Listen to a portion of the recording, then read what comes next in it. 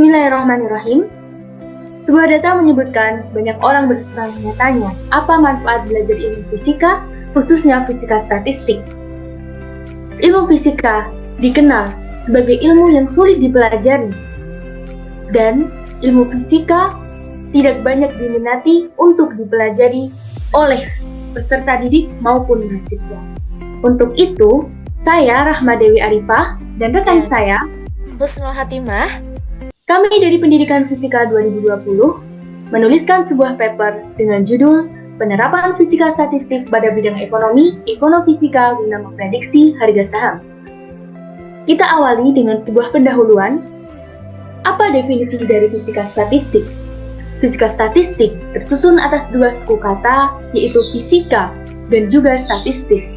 Seperti yang kita ketahui, bahwa fisika adalah ilmu yang membahas mengenai konsep alam semesta, mengenai atom, molekul, hingga tingkatan energi.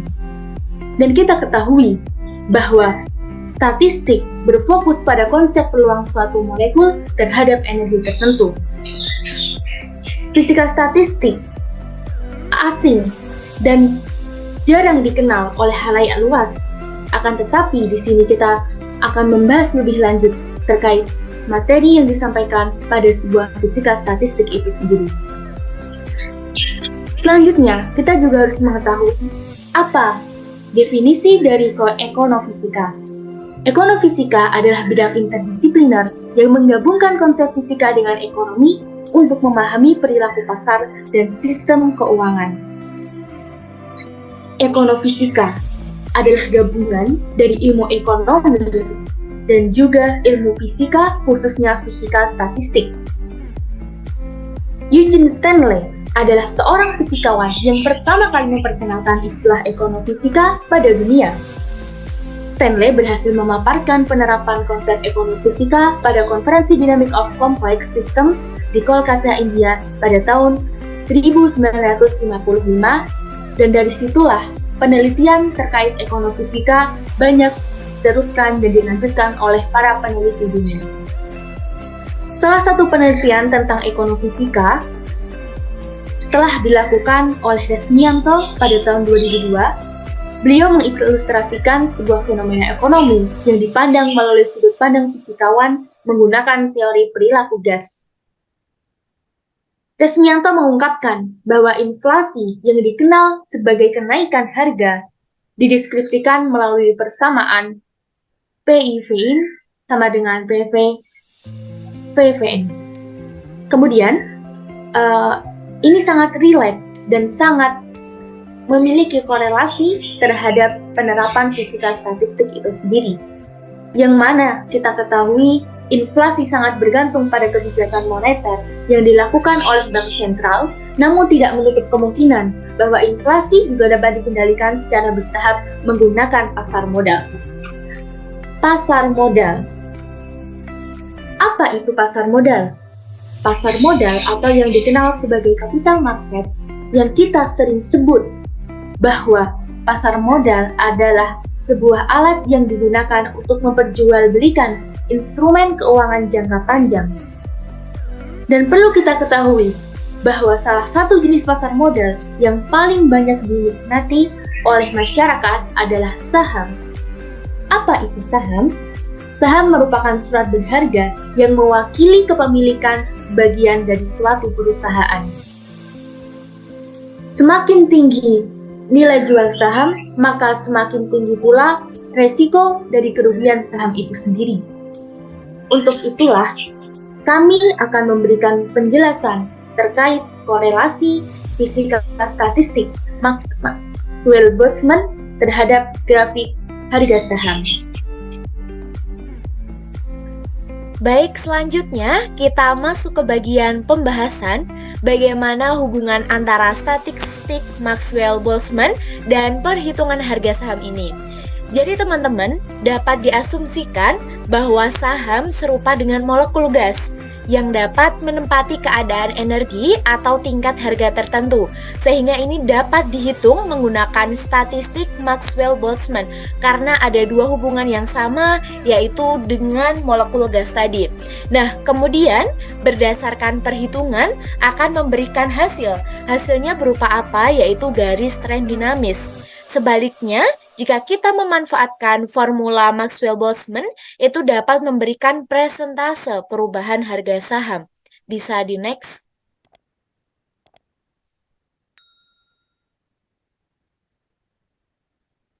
Nah, selanjutnya, untuk lebih memahami bagaimana perhitungan dari fisika statistik terhadap harga saham dan bagaimana hasilnya, di layar sudah ditampilkan mengenai tabel 1. Di sini adalah harga penjualan saham pada bulan Januari sampai bulan Februari 2013.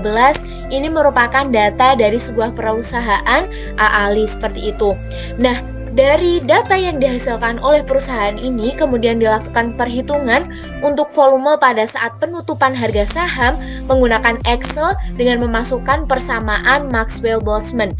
Nah, persamaan yang digunakan ini adalah NI sama dengan N per Z, GI, E pangkat min, beta, E1.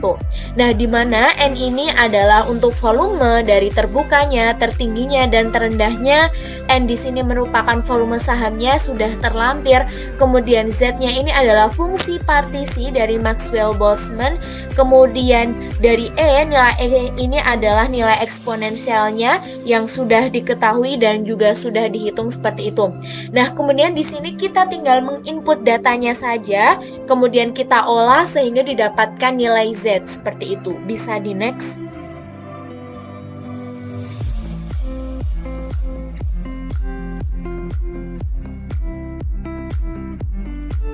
Nah, jadi dari data tersebut dihasilkan grafik.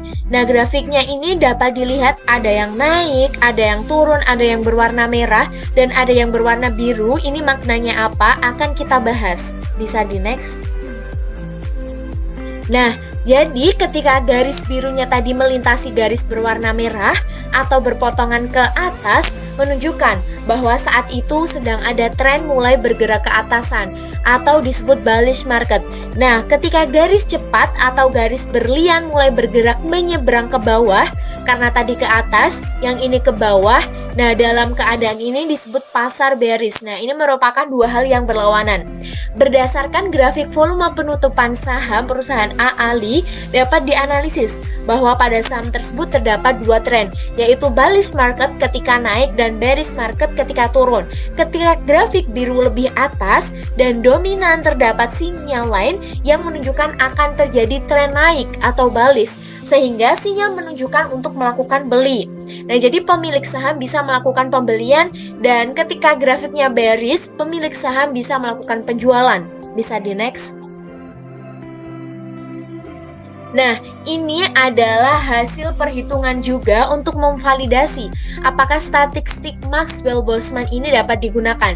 Jadi pada data yang didapatkan, penelitian terhadap 10 sampel dan dianalisis bahwa presentase perubahan harga di BI pasar ini menunjukkan bahwa Maxwell-Boltzmann ini bisa digunakan sebagai proksi atau alat yang diterima untuk memprediksi dinamika pasar LDX atau garis tren dan presentase perubahan harga saham. Bisa di next.